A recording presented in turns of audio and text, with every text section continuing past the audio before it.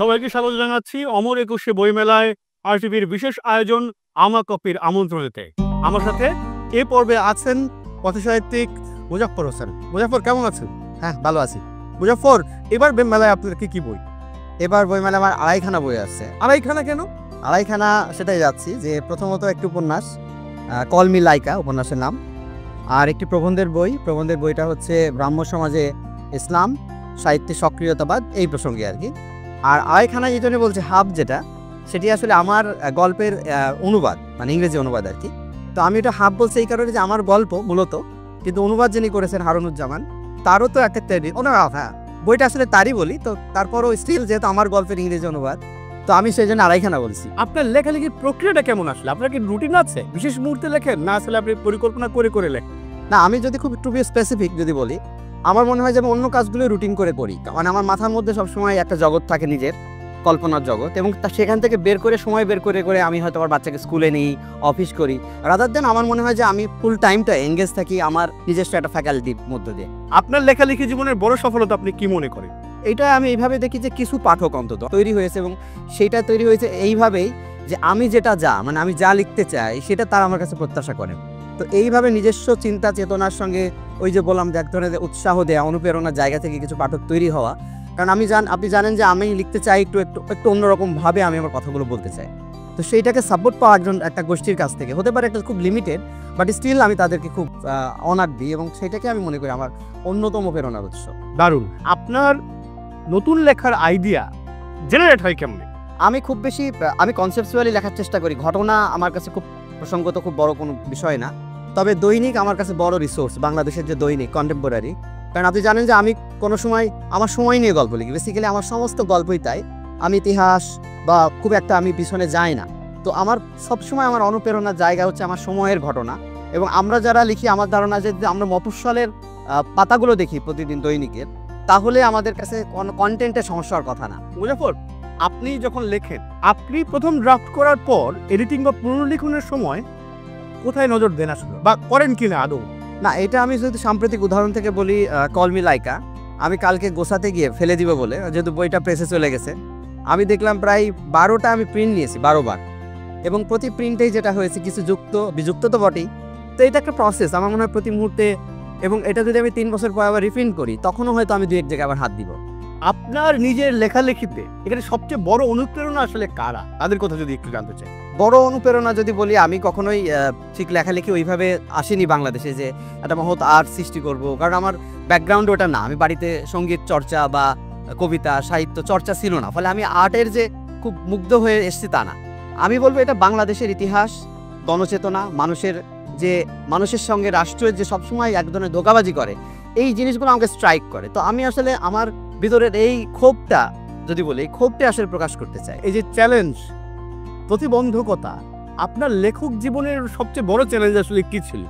বড় চ্যালেঞ্জটা বলবো নিজের সঙ্গেই, যে আমরা সবসময় বলি, দেখবেন যে লেখক মানে মুক্ত মত চর্চার জন্যে বা সত্য বলার জন্যে একটা স্বাধীনতা চাই, তাই না? আমরা সবসময় আমিও স্ট্রাগল করি যে বলি যে আমাদের মত প্রকাশ স্বাধীনতা চাই, কিন্তু আমি আমার নিজের কাছে স্বাধীন কিনা, নিজের চিন্তার কাছে স্বাধীন কিনা, এই জায়গাটা হচ্ছে চ্যালেঞ্জ। যে আমি নিজের সেলফ সেন্সরশিপ বা আমি যেটা বলতে চাই সেটা আদৌ আমি যে একটা বৃহত্তর টুথের কাছাকাছি যেতে চাই, আসলে সেটা সেই টুথের কাছাকাছি যেতে চাচ্ছে কিনা।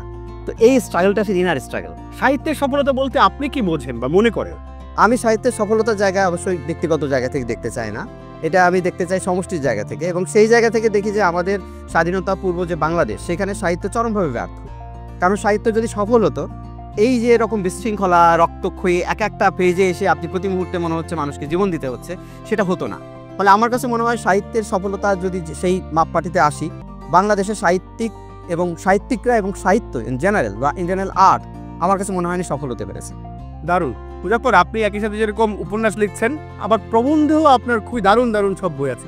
প্রবন্ধ কিভাবে লেখা হয় আসলে? প্রবন্ধটা আমার কাছে মনে হয়েছে যে এটা মনন চর্চার একটি বড় জায়গা। গল্প সেটা আমি মনে করি না। আমি গল্প প্রথমত আমার থাকে এন্টারটেইনমেন্টের একটা অংশ, কিন্তু আমার কাছে প্রবন্ধটা মনে হচ্ছে আমাদের সমাজ বদলে, বিশেষ করে আমি যেহেতু সাহিত্যের স্কুলটা আমার ওই ধরনের যে আমি কিছু বলতে চাই, বা যারা আমার কথা, আমি যে কথাগুলো ধারণ করি আমার পূর্বসূরীরা বলেছেন, সেই পূর্বসূরীদের কথাটাকেও আমি নতুন করে শোনাতে চাই। যেমন এবারের আমার একটি বইয়ের বিষয় ব্রাহ্ম সমাজ ইসলাম চর্চা, যে আমরা সবসময় বিভাজনের কথা চিন্তা করি, কিন্তু ব্রাহ্ম সমাজের যারা পণ্ডিত, যারা হিন্দু ব্যাকগ্রাউন্ড থেকে আসে, আমরা জানি যে ব্রাহ্ম ধর্মের যে প্র্যাকটিশনার যারা, তারা যে ওই সময় প্রথম, আপনি যদি আমি খুব ওটা থেকে বলি যে কোরআনের পূর্ণাঙ্গ অনুবাদ থেকে শুরু করে বাংলায় হযরত মুহাম্মদ সাল্লাল্লাহু আলাইহি ওয়াসাল্লামের প্রথম জীবনী, 4 নবীর প্রথম জীবনী, 4 খলিফার প্রথম জীবনী, গুরুত্বপূর্ণ ইসলামের যে নারী চরিত্র তাদের জীবনী, এই রচনাগুলো কিন্তু সব এসছে ব্রাহ্ম সমাজের যারা আমাদের কাছে সো কল হিন্দু বলছি তাদের হাত দিয়ে।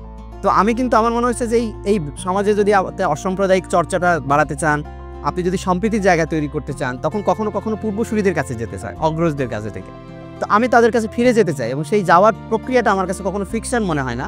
ফিকশন আমার কাছে অন্য একটা চ্যাপ্টার, রাদার দেন আমি তখন ফিকশনের যে নন ফিকশন কেন প্রেফার করি। তো সেই কারণে দারুণ, আমি ওই জায়গায় দারুণ। আমি আপনার লেখালেখি জীবনের খুবই সাফল্য কামনা করি। মুজাফফর, আমরা একটা হাইপোথেটিক্যাল প্রশ্নে রেপিড ফায়ারে যাই, সেটা হলো যদি টাইম মেশিন থাকতো আর আপনি যদি আপনার জীবনের কোনো ভুল ঠিক করতে পারতেন, কি করতেন? আমি জীবনে ভুল ঠিক হয় আমি মনে করি যদি আমি ট্রুলি যেতে পারতাম এবং লং ব্যাক, তাহলে আমি লেখক জীবন থেকে অন্য জীবনে যেতাম। এটা আমার সবসময় ফিল করি। এটা একটা টর্চার। আপনি যখন ওই যে বলেন আপনি যখন ডাক্তার হবেন, ধরেন চর্মরোগের চিকিৎসক, আপনি যে কোনো মানুষ দেখবেন তার সাথে আপনি স্কিনের রিড করবেন যাতে প্রবলেমটা কোথায়। তো রাইটারের যে চোখ তৈরি হয় সবসময় আপনি সব জায়গায় সমস্যা দেখেন এবং আপনি নিজে একসময় ফেস করেন যে আপনি নিজে অসুস্থ হয়ে গেছেন, কারণ অসুস্থতা ছাড়া আপনার চোখে আর কিছু পড়ে না। তো আমার কাছে মনে হয় যে আমি একটা হ্যাপি লাইফ নিজে লিড করতে চাই এবং আমি বই পড়তে পছন্দ করি। এখন তো পাঠের আনন্দও পাই না, তো সেই কারণে আমি যদি পিছনে যেতে চাই, আমি তাহলে লাইফের ওই জায়গাটা আমি সুইচ করতে চাই। দারুণ মুজাফফর, অনেক ধন্যবাদ আমাদেরকে সময় দেওয়ার জন্য। আমরা রেপিড ফায়ারে যাচ্ছি। প্রথম শব্দ মুজাফফর হোসেন। বিতর্ক, প্রেরণা, মা, প্রিয় শব্দ, ভালোবাসা, যে মৌসুমে বেশি লেখেন। রাত্রি মৌসুম। রাত্রির মতো মৌসুম না, আমি এইভাবে বলতে চাই, আসলে আমার কাছে মৌসুম আলাদা করে ধরা দেয় না। প্রিয় সাহিত্য চরিত্র, নিক অ্যাডামস। প্রিয় লেখক, ফকনার। প্রিয় গান, আর্থ সং, মাইকেল জ্যাকসন। লেখার জন্য প্রিয় জায়গা, নিজের টেবিল, সবচেয়ে সৃজনশীল সময়, বদরা, প্রিয় কবি, এলিয়ট। পিতৃত্ব, উপভোগ্য, যৌনতা, পার্ট অফ লাইফ। অপছন্দ করি, গুজব, বিতর্ক, এসেনশিয়াল, মৌলবাদ, না থাকা উচিত, যা বলতে চাই জোরে, শান্তি চাই। মুজাফফর, অনেক ধন্যবাদ আমাদেরকে সময় দেওয়ার জন্য।